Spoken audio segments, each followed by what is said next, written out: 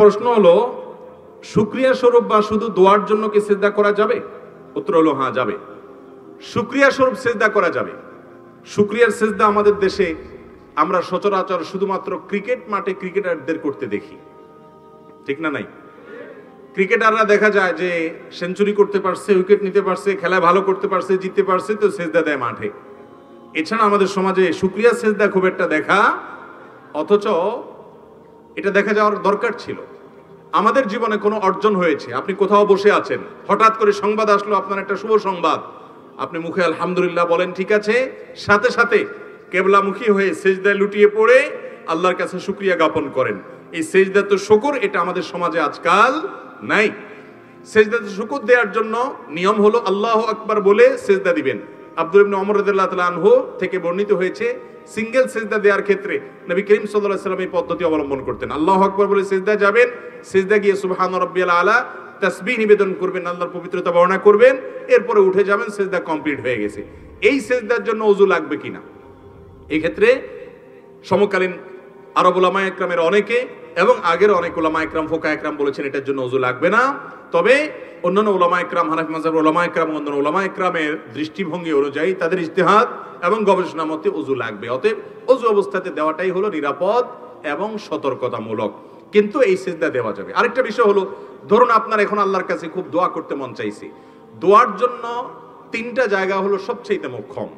আল্লাহর সব খুব কাছাকাছি গিয়ে একেবারে প্রত্যক্ষভাবে আল্লাহর কাছে কিছু চাইতে চাচ্ছেন, তিনটা সুযোগ আছে। নাম্বার 1, সিজদা। আকরাবু মা ইয়াকুনুল আবদু মির রাব্বিহি ওয়া হুয়া সাজিদ।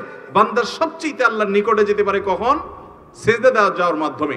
শেখ আয়েজ আল কারনী, সৌদি আরবের স্কলার এবং বড় আলেমিনী, তিনি বলেছেন যে আরশের পথ হলো নিচে। আরশের পথ কোথায়? নিচে, অর্থাৎ সিজদা দেওয়ার মাধ্যমে। আপনি আরশে যেতে চান, তাহলে সিজদায় লুটিয়ে পড়েন।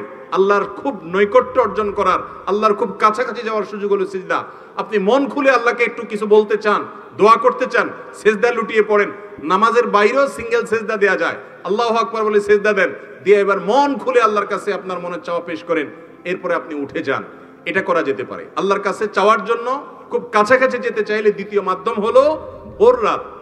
ভোর রাতের সময়টা আল্লাহ একেবারে কাছাকাছি চলে আসেন, বান্দাকে ডেকে ডেকে তার অফার, তার চাহিদাগুলো পূরণ করেন।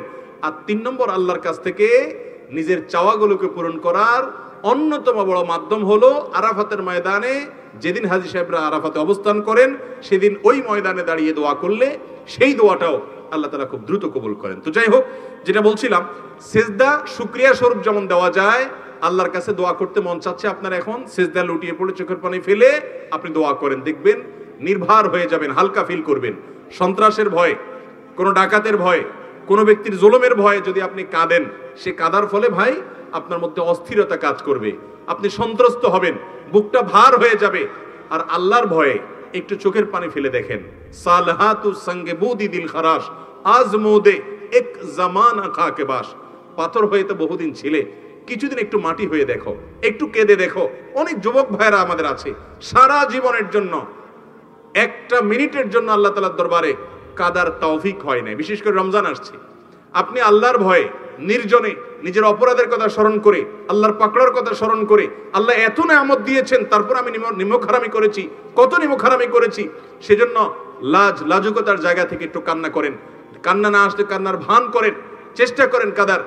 আপনি যদি চোখের পানি ফেলতে পারেন, বিশেষ করে কোনো কারণে পেরেশান আছেন, ডিপ্রেশনে ভুগছেন, দুঃখ কষ্টে আছেন, কারোর কাছে মন খুলে বলতে পারছেন না, বললেও কোনো সমাধান পাচ্ছেন না, সিজদা লুটিয়ে পড়েন।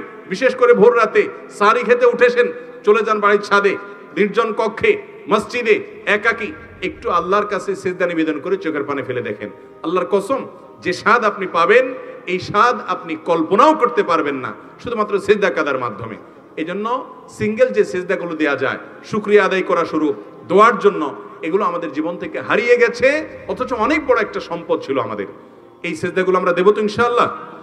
বিশেষ করে রমাদান আসছে, আমি অনুরোধ করব যে ভোর রাতে আপনি যখন সাহরি খেতে উঠেন, বছরের অন্য সময় পারেন না, ঘুমিয়ে থাকেন, এই সময়টাতে 10টা মিনিট বরাদ্দ রাখেন যে আমি শুধু আল্লাহর সাথে একটু কথা বলবো, মন খুলে সব কথাগুলো আল্লাহকে নিবেদন করব। আপনি দেখেন আপনার মধ্যে এক ধরনের নির্ভরতা কাজ করবে, আস্থা কাজ করবে, আত্মবিশ্বাস কাজ করবে, আপনি নিজে অনেক বেশি হ্যাপি ফিল করবেন, খুশি লাগবে, আপনার মধ্যে এক ধরনের আনন্দ অনুভব হবে দিনভর ইনশাআল্লাহ।